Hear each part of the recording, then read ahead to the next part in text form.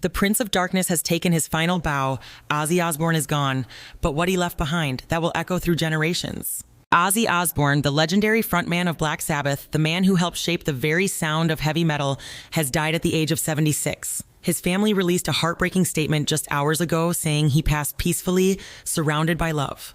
The music world, stunned, fans, mourning, and an era officially ended. The news came this evening. A short but emotional statement from his family reads, "It is with more sadness than mere words can convey that we report our beloved Ozzy has passed away this morning.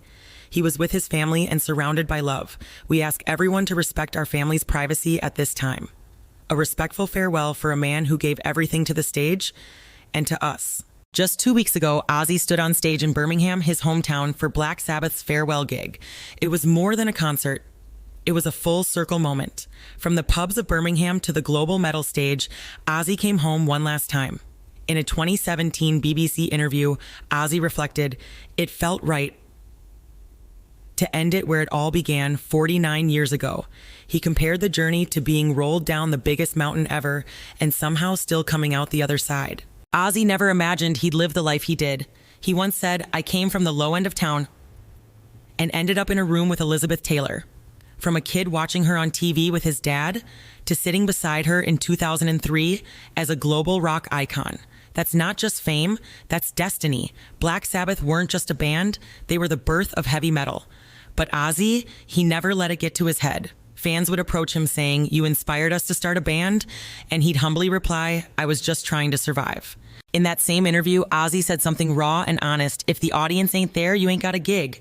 That was Ozzy, always real, always grateful. He gave credit to Tony Iommi, Geezer Butler, and Bill Ward, his brothers in sound.